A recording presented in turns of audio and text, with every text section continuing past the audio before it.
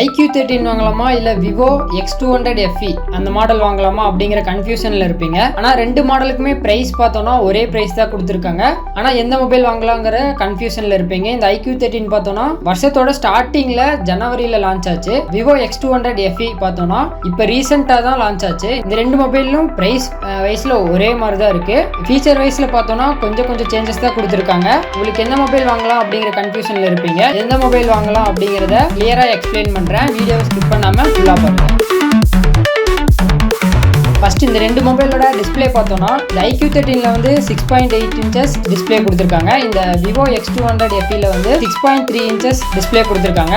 0.5 inches தான் difference இந்த ரெண்டு மொபைலோட டிஸ்பிளே சைஸ்ல. ரெண்டுக்குமே AMOLED டிஸ்பிளே தான் கொடுத்துருக்காங்க. இந்த iQ13ல வந்து ஒரு அட்வான்டேஜஸ் இருக்கு. LTPO டிஸ்பிளே கொடுத்துருக்காங்க.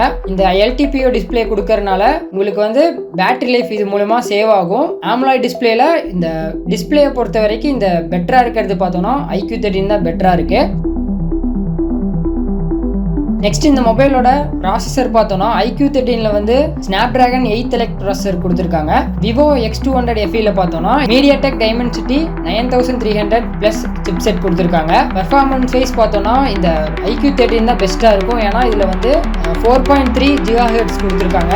கேமிங்க்கு பெர்ஃபார்மன்ஸுக்கு பெஸ்ட்டாக இருக்கிறது வந்து இந்த iQ13 தான் பெஸ்ட்டாக இருக்கும். பெர்ஃபார்மன்ஸ் வைஸ்ல இதுதான் பெஸ்ட்டாக இருக்கும். Vivo X200 FEயும் பார்த்தோம்னா ஓரளவுக்கு பெட்டராக தான் இருக்கும் பெர்ஃபார்மன்ஸில். ஆனால் கேமிங்க்குன்னு வரும்போது கொஞ்சம் லேகிங் இருக்கலாம்.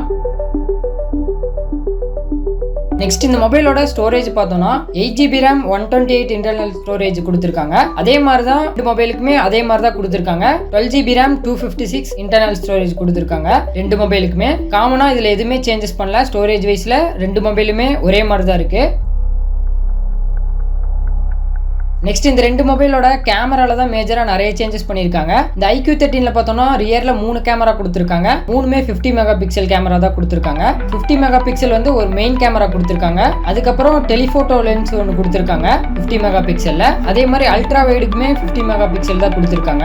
எக்ஸ்ட்ரா சென்சார் வந்து இந்த கேமராக்கு எக்ஸ்ட்ரா சென்சார் வந்து இந்த iQ13க்கு தான் எக்ஸ்ட்ரா சென்சார் கொடுத்துருக்காங்க. Sony IMX921 அப்படிங்கிற சென்சார் கொடுத்துருக்காங்க.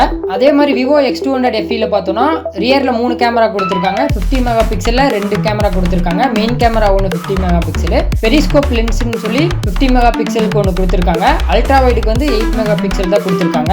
ஓவராலா பார்த்தோம்னா ரியர் கேமரால வந்து பெஸ்டா இருக்கிறது வந்து iQ13 தான் பெஸ்டா இருக்கு. இதுல வந்து 8K 4K 1080pல 60 fpsல வீடியோ ரெக்கார்ட் பண்ணிக்க முடியும். அதே மாதிரி இந்த Vivo X200 FEல பார்த்தோம்னா 4K 1080pல மட்டும் தான் வீடியோ ஷூட் பண்ணிக்க முடியும். 30 fpsலயும் ஷூட் பண்ணிக்கலாம், 60 fpsலயும் ஷூட் பண்ணிக்க முடியும்.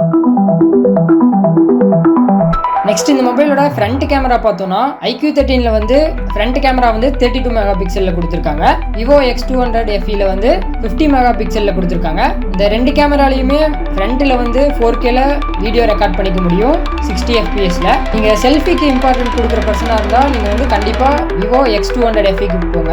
அதே மாதிரி நீங்க ஒரு வீடியோ ஷூட் பண்றதா மெயின், ரியர் கேமரா தான் மெயின் அப்படிங்கிற மாதிரி இருந்தீங்கன்னா நீங்க iQ13 சைடே போய்க்கலாம்.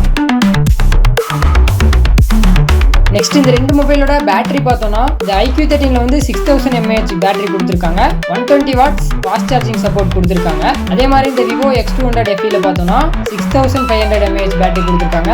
90 வாட்ஸ் ஃபிளாஷ் சார்ஜிங் கொடுத்துருக்காங்க. ரெண்டு மொபைல்லையுமே ரிவர்ஸ் சார்ஜிங் சப்போர்ட் இருக்கு. இந்த ரெண்டு மொபைலையும் என்ன கொடுத்துருக்காங்க என்ன கொடுக்கல அப்படிங்கறத பார்த்தோம்னா ஃபர்ஸ்ட் இந்த ரெண்டு மொபைல்லையுமே இன் டிஸ்பிளே ஃபிங்கர் பிரிண்ட் தான் கொடுத்துருக்காங்க. நெக்ஸ்ட் இந்த ரெண்டு மொபைல்ல ஸ்பீக்கர் பார்த்தோம்னா iQ13ல வந்து ஒரு ஸ்பீக்கர் தான் கொடுத்துருக்காங்க. இந்த Vivo X200 FEல வந்து 2 ஸ்பீக்கர் கொடுத்துருக்காங்க. இந்த ரெண்டு மொபைல்லையுமே ஆடியோ ஜாக் கொடுக்கல. அதே மாதிரி இந்த ரெண்டு மொபைல்லையுமே மெமரி கார்டு ஸ்லாட்டுமே கொடுக்கல.